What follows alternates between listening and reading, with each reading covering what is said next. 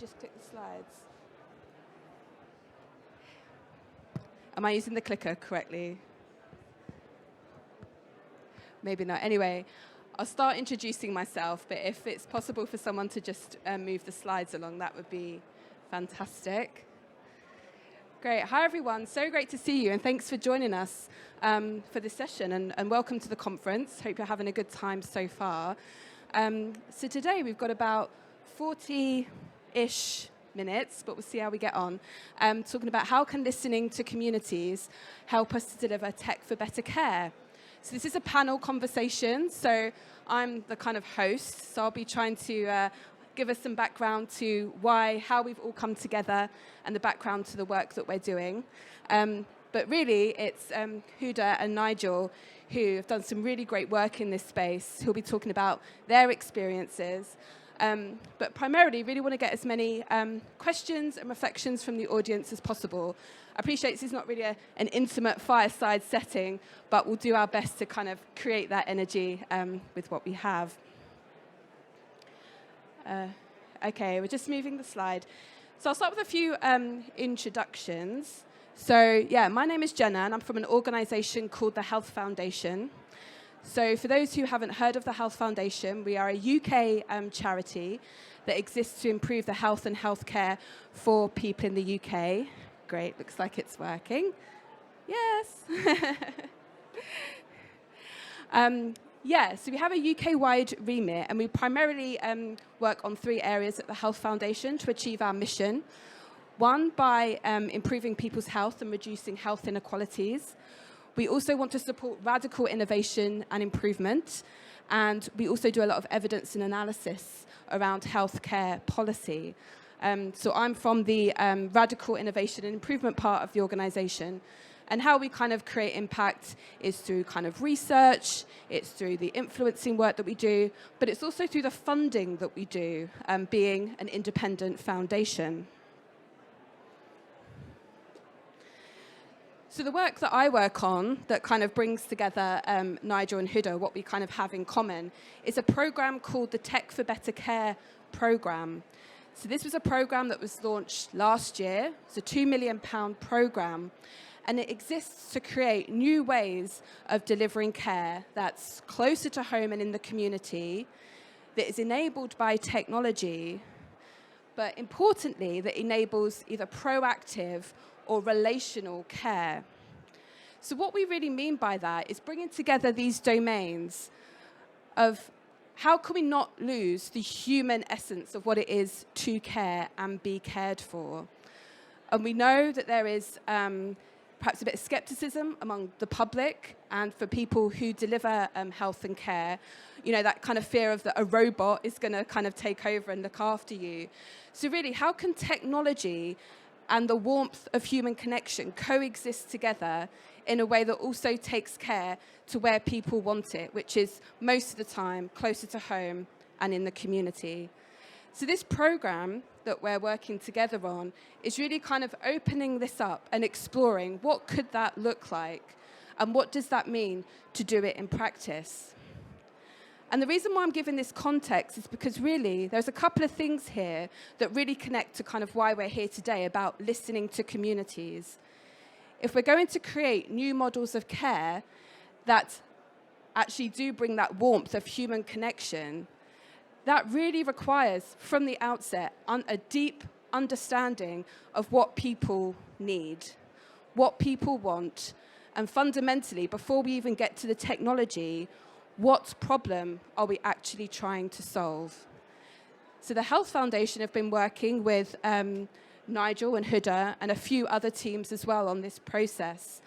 And rather than jumping to solutions, it's really kind of sitting with what is the problem we're trying to solve, and therefore, what does it mean to listen to communities, and not just listen, but bring that in to whatever new model of care, whatever solution it is that we're going to be designing. Before we get into it, I will say we are halfway on this journey. So we haven't yet got all the answers. I'm not talking to you at the end of this program to say, yes, and this is what it looks like. We're really on this journey together. But I think what we can bring is the learning from that journey so far, and then also the wider experiences that Nigel and Huda can bring from doing this work in practice. But like I said, I imagine there'll be people in the audience that have also been doing this work, and we really want to kind of surface that through some conversations and some questions. So anyway, that's enough of me talking, I promise. Now we really need to get to the experts in the room. So Nigel and Huda, I wonder if you could introduce yourselves to the audience today and tell us about the work that you've been doing. So Nigel, would you like to go first? Hi, thanks very much, Jenna. Okay, so I'm a digital technology consultant. So I've been working on this project on behalf of the Bristol, North Somerset and South Gloucestershire Integrated Care Board, who are responsible for health and care across the wider Bristol area, some 2 or 3 million people.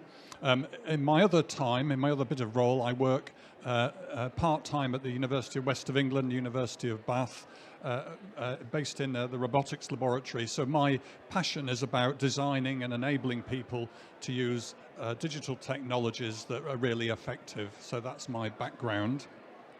Great. So shall I talk about the project, or would you like to do the intro for Huda? Huda, would you like to just introduce yourself, and then Nigel, perhaps you can tell us about the work you've been doing.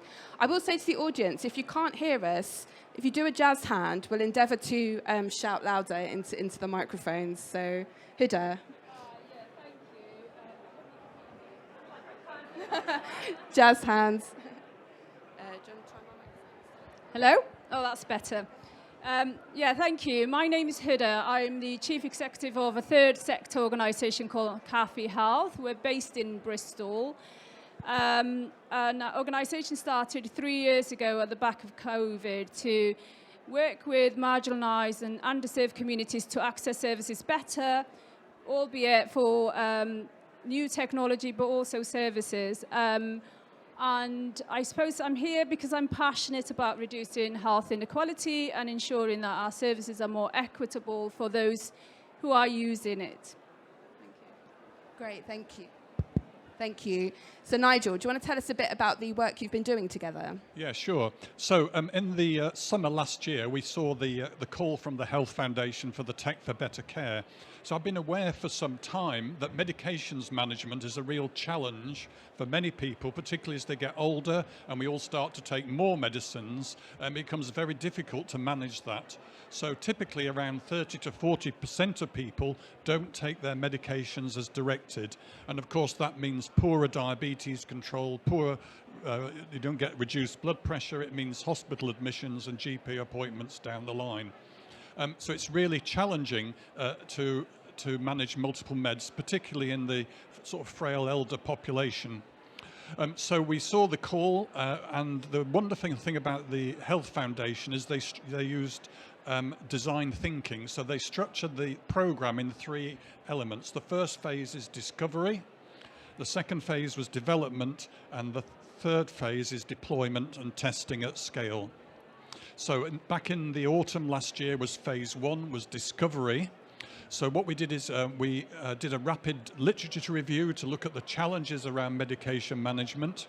And then we developed surveys to people taking multiple meds, working with our third sector partners, so CAFE Health, Age UK, to explore some of the challenges that people were having with their medications. We then followed that up by structured interviews with health and care professionals and carers. So we just understood that the challenges around delivering the service.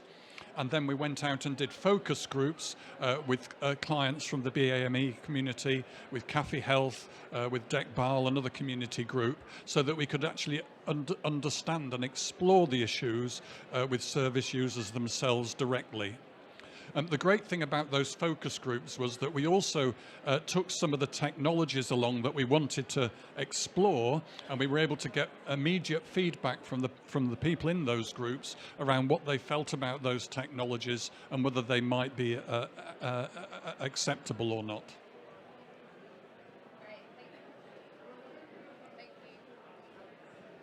Thank you so much. So, yeah, so Nigel and Huda are working on a really interesting project on medications adherence and management. So, did loads of work in the community, as Nigel explained, to really kind of listen to what some of the problems were. And I think, particularly with this project, medication management, it's an issue that's been around for a while. It's not a new problem. So, really trying to shed new light and new insights on how we might make progress on this. So really getting into the nitty-gritty now of what it means to really listen to communities, particularly also when working with technology. So what was your experience of working with those communities? And importantly, what difference did it make to then what you then went on to kind of do and test and design? Huda, would you like to kick this one off? Thank you. Well, for us as a community organisation, we're very much involved in working with people on the ground. So we're kind of familiar with what people tell us and the struggles that they have to kind of use tools to understand technology. And straight away, when we were approached, we said yes, we could support with this project. And I think the reason we said that is, as I said, we were already aware. We did not want kind of to increase the inequality gap that already exists. And so what we wanted to do was design this service. And when we engage with community, we understand from their perspective what's going to work for them. And so, you know, for us, what the good thing was, in the focus group, people were able to say whether they felt that this digital tool or this tool, these machines we were using were going to work for them or not. We also were able to identify that there are maybe, while there are older people who are taking multiple medication, but there are also maybe a little bit younger people who struggle with taking multiple medication and probably need that support. So we were able to engage with different groups of community to ensure that they were included in the service, in this design, and to have that kind of engagement from them from the beginning. And I think it was really welcome from the community as well. It was really welcome to be asked to co-design, and I mean really co-design, not just kind of come afterward when the tools or the apps or anything like that was developed, but at the beginning, right at the beginning, so you could get the real idea of whether this is going to work for those communities or not. So the phase one discovery work was very rapid. It was just 3 months. So for us, it was great working with an established community group, so we could just go straight in and hit the ground running. So they were able to provide feedback on the materials that we were going to be using for the focus groups and the surveys. The team were able to help with translation, which really helped to facilitate and speed things up very significantly. We found that quite a significant proportion of the Somali community, particularly the older ladies, still had trouble with English, so they were not able to read English or understand English very well. So it was great having the translators in the focus groups who were able to summarize that content and feedback. And later, of course, as we were developing information leaflets and materials, again, it was great to be able to have access to translation to make sure that material was accessible. We found in terms of healthcare that those from the BME community were significantly disadvantaged when it came to meds management. So for example, you may know if you get meds, you get the generic medicines, so your box that you receive may change the color. Yeah, it may be a different brand. It's the same medicine, but for somebody who can't read English very well, obviously that's a big challenge because they were expecting to see the same color of box, and it's a different color box, and maybe even the dose had changed. So there were significant disadvantages around just having access to the information and being sure about which medicines they were taking. We found that many of the participants lived in multi-generational families, which is sort of quite different to perhaps some of the white European experience where we're very fragmented. And that meant that obviously in those extended family groups, it meant that younger members of the families could provide assistance to seniors with managing the medications. And so we needed to consider that and build that into any solutions we were developing. And of course, when we showed the technology, there was some technology, some of the internet-enabled devices. People said, well, I don't have internet, or I wouldn't possibly use that, or my grandson would use that, but I don't know how to use it. So what we were able to do was to curate a selection of 6 technologies, ranging from simple SMS text messages through to some of the more internet and AI-enabled solutions. So they were able to develop a technology offering that matched the client. So that as we moved into the stage 2 development work, and when we had a community worker going to visit people in their own homes, they would spend time with the client, they would understand their needs, and they would have a range of technologies that they could offer, or potentially no technology at all. We also had a self-help pack. Great, thank you. And I think there's some really, already some really good takeaways in there. So thinking about what Huda was saying and really encouraging this community listening work from the very beginning, almost at the point of the problem definition, rather than bringing it in kind of once you're already down a kind of pathway of developing something.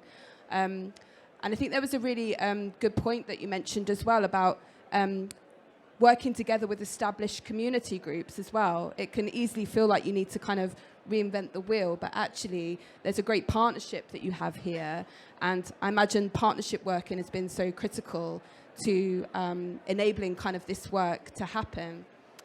And I mentioned that we're working with other teams who aren't here today, but I think from a funder perspective, it was actually really great to see teams completely pivot on their projects because of the work that they were doing with communities. I know not all funders necessarily allow this flexibility, but honestly, it was so refreshing to see funders, NHS organisations say, actually, we thought the problem was this, so therefore we thought the solution was this. But now we think the problem is this, so we're going to think about that solution. So I think as a funder, it's also the question of how can we encourage more of this kind of flexibility that's actually responding to communities and encouraging people to not come with the solutions.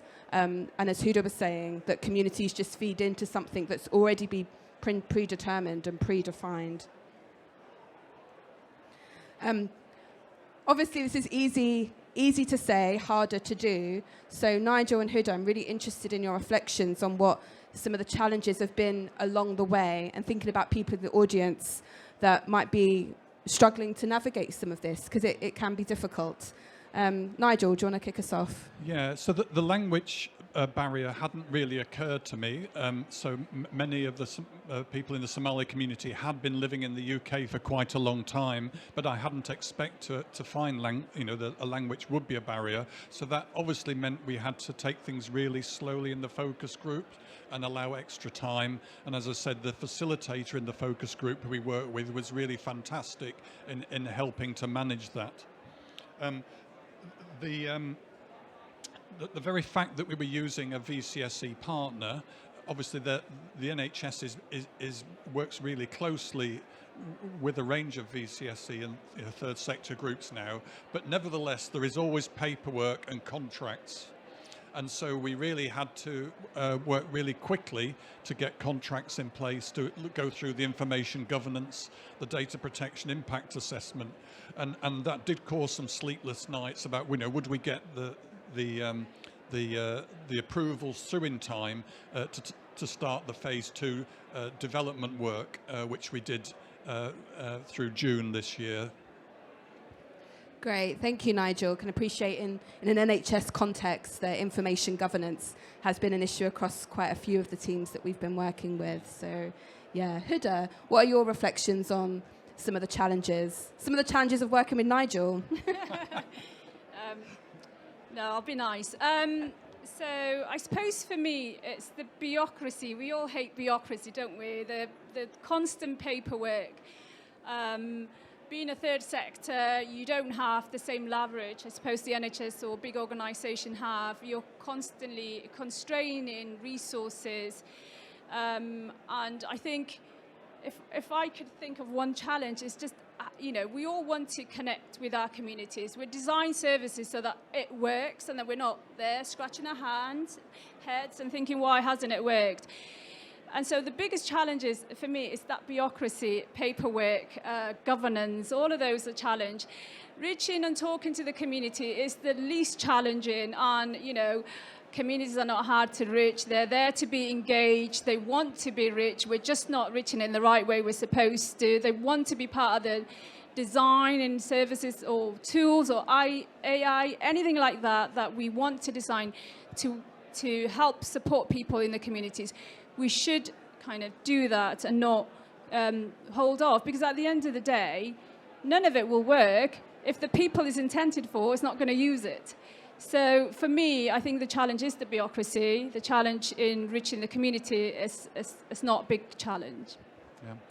So if we just come back on some practical things just there, is that I've previously done user-centered design in another role, so I knew that we needed to show that we valued participants, so we went out to them. We didn't expect the participants to come to us. We went out to a community centre in the middle of Bristol and ran the session there. We also needed to show appreciation for the participants, so we had gift vouchers, and we were able to pay travel expenses for people coming. So you shouldn't assume that people do want to express an opinion and contribute, but doesn't mean you should take them advantage of them or expect things. So we wanted to show our appreciation to participants. The other thing in terms of the practical delivery, as we did the development work around exploring the delivery of service, was to build in time for communication. So we'd not worked with CAFI before, so our project manager had a weekly catch-up call with the community project workers, so we could talk through and understand problems that they were experiencing engaging with clients. So it's really important to build that time in for communication and allowed feedback for your delivery partner. Great, some really good takeaways and insights there. And I think, Huda, what you were saying as well really resonated about communities want to engage, and that's not the challenge, and sort of made me reflect that one of the teams that was on Tech for Better Care on this program were a hospice, palliative care, and even they were managing to do co-design in communities with people who were going through some of the most vulnerable and awful kind of moments of their lives. Yet it was hard, but it was definitely doable. So I think we should be kind of encouraged by that, and maybe we reinforce some of these challenges inadvertently. So I think we'd really love to get to questions. So I'd really love to sort of kind of, what are your final kind of reflections or key takeaways that you'd like to leave for this audience before we have some time for some discussion. And I guess what's needed for this to become a business as usual as opposed to an outlier when we're thinking about technology and innovation and doing things in new and different ways. Well, so thanks. So obviously, user-centered design or design thinking is much more common now, and that means if it's done properly, user engagement should be baked into the project, and as the first step in any project plan. As I said, the key thing is to make sure you resource that adequately and allow adequate time. Policies and procedures do have a place, and working within the Integrated Care Board, we did have an equality and health inequalities checklist that we went through an assessment, which was a really good starting point. So I think the magic ingredient really is to have a trusted partner that you can work with for that user engagement. That is really the step change, so that you can just hit the ground running. The trust is already there, and it makes things so much easier. Great. So trusted partners, a key magic ingredient for Nigel, as well as some of the more processes and budget to make this work happen. Huda, what about for you? What would be on your wish list for the NHS to do more work with organisations like CAFI Health? So for me, is the designing anything, like I said before, with the communities. I was listening to the conversation earlier on the NHS app, and around a year ago, the people from our communities were coming to us saying, how do we use the NHS app? If we don't put enough resource to kind of support people in using tools, then they'll never use it. So just as good as it is to design tools, AI tools, anything, it's also really important to put the resourcing into ensuring that people who are not otherwise going to use it are supported into using those tools. I think otherwise it's pointless. You've wasted your money So I see a lot of digital tools that come our way, and we help support, and we say, hold on a minute, but it's not inclusive. So how do we ensure that whatever digital tool or whatever technology we're going to use is inclusive and that is equitable and is designed for everyone to use it? One of the good things with community, working with community, is that they can support you in that element. They can build the content in those digital tools. For example, if you're working outside of this topic, but if you're looking at diabetes, for example, if you were looking at a tool to support people live longer, or to support people with their long-term conditions, unless you know the culture, unless you know what's needed to be in there, it's not going to work for everybody. And it's just to ensure that, like I said, sometimes we run with an idea and then we leave people behind. How do we ensure that everybody's included in our technology and in our designing, in listening to those people who are going to be left behind, and just so that then whatever we develop, it works for everybody. Otherwise, you are really going to be thinking, oh my goodness, afterthought, what have I missed out? Does it resonate with the community? Is it user-friendly? Is it going to support those who are having language barriers or digital exclusion? How do we ensure that all of this fits together, I think? And so the magic is to work with third sectors, to work with communities, and trusted, because trust is really important. And if the trust is not there, if people co-design these tools, then it enables trust, and so then you get a better adaptability, sustainability, and better usage out of all of our technology. Great, thank you. Some really helpful tips there, and I think one reflection as the Health Foundation has also been really encouraging and working with teams that are not just hearing from their communities, but listening.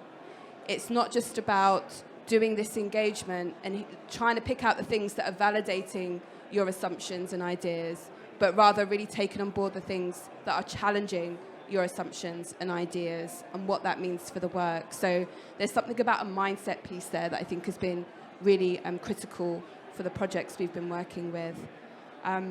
We do have some time, so I'd love to open it up for reflections or questions from the audience, or also challenge as well. We're all friends here. So would anyone like to kick things off? Great. I think I'll just jump down and give you the microphone. I wonder, it's really more of a thought that I'd like to hear what your thoughts are on. Have you ever encountered a situation where the people that you're trying to engage with, say in recruiting for focus groups, or people that you're inviting to these events to hear feedback from, does that skew towards people who are particularly motivated to give feedback, and therefore is that more biased towards people that might end up using the thing that you develop? And have you been in a situation where you've developed something based on that, and then the gap in application to people who haven't engaged with those focus groups or wouldn't engage with those focus groups? Have you found that to be a challenge? Yeah, so that's a really good question. So basically, are the people who attend focus groups representative, and can you rely on their feedback? So the short answer is no, you can't. So what you have to do is, clearly you do your best to get a representative sample in your focus group.